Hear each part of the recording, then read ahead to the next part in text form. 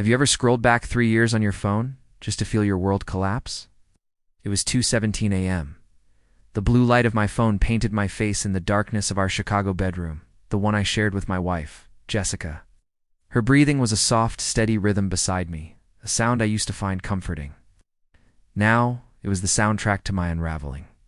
My thumb hovered over a Venmo transaction from November 14th, 2021.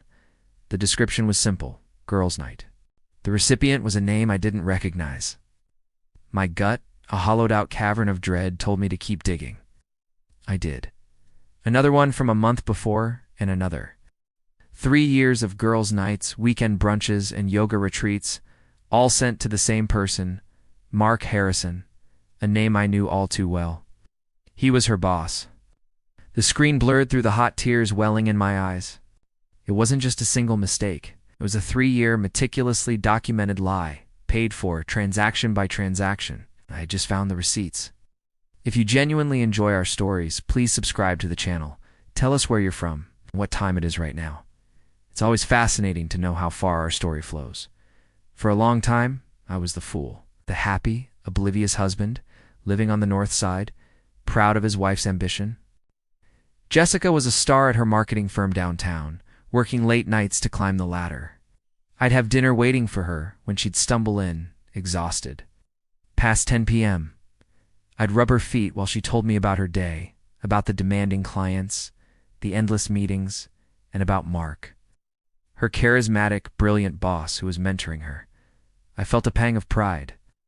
My wife, so impressive, so driven. I was her biggest supporter, the stable foundation she could build her empire on. The humiliation burns hotter than anger. To think of myself during those years, smiling, encouraging her, telling our friends how proud I was, while she was out with him.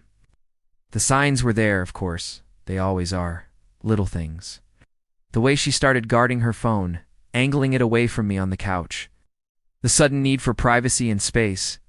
The nights she'd come home smelling not of the wine she said she'd had with her girlfriends, but of a cologne I didn't recognize, a scent that was too sharp, too expensive. I remember one night, standing in the kitchen of our Lincoln Park apartment. She was getting ready for another work dinner. She was wearing a new dress, a silk slip that was more suited for a lover's gaze than a corporate meeting. "Isn't that a bit much for a client dinner?" I asked, trying to keep my tone light. She didn't even look up from her phone, just waved a dismissive hand. "You have no idea what the standards are in my world, Alex. This is what it takes." Her voice was cold, laced with a condescending pity that made my skin crawl. That was her new weapon, manipulation. Any question, any hint of doubt was twisted into an accusation that I was insecure, that I was trying to hold her back. The villains, Jessica and Mark, felt untouchable. They moved through their world with an arrogance that only the guilty can muster, convinced of their own superiority. I saw a picture of them once on the company's Instagram page, at a gala. They were standing close, his hand resting on the small of her back. They were smiling, but it was the smile of co-conspirators, a shared secret glittering in their eyes. They were laughing at me. The breaking point came on our anniversary. I had booked a table at Alinea, a 3-month wait list, a place she had always dreamed of going. At 5 p.m. she texted, "So sorry, babe. Mark just landed a huge new client. We have to celebrate, Raincheck." I sat in our living room, the anniversary gift I'd bought her sitting on the table, and something inside me just shattered. The grief was a physical thing, a crushing weight on my chest that stole my breath. I wasn't just losing my wife. I was losing the entire reality I had built my life around. That night, the broken man died, and someone else was born. Someone strategic, someone ruthless. The first step was proof. I hired a private investigator, a grizzled ex-cop named Frank, who operated out of a dusty office on the West Loop. I gave him Mark's name and the Venmo history. It didn't take long. Frank delivered a manila envelope to my office a week later. Inside were photographs. Jessica and Mark, kissing in the parking garage of the Waldorf Astoria.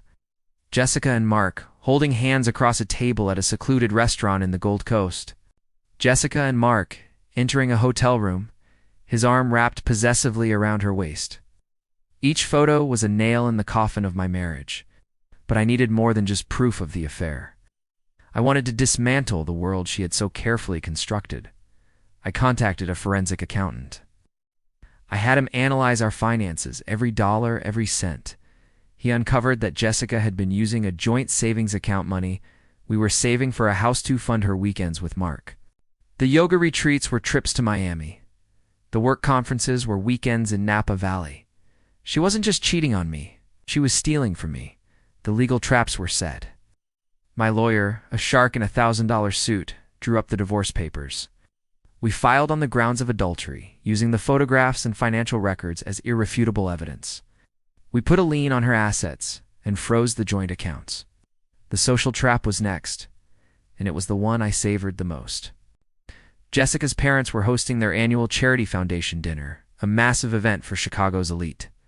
Her father, a man who valued reputation above all else, was set to give a speech. Jessica would be there, the perfect, successful daughter. I arranged for a special presentation. The night of the gala, I watched from the shadows as Jessica mingled, radiant in a designer gown marked by her side. Introduced as her mentor, her father took the stage, beaming with pride. As he began his speech, the large screens behind him, meant to display photos of the charity's work, flickered. And then it started, a slideshow. The first image was of Jessica and Mark kissing in the parking garage. A collective gasp rippled through the ballroom. The next photo appeared, them holding hands at the restaurant. Then the hotel.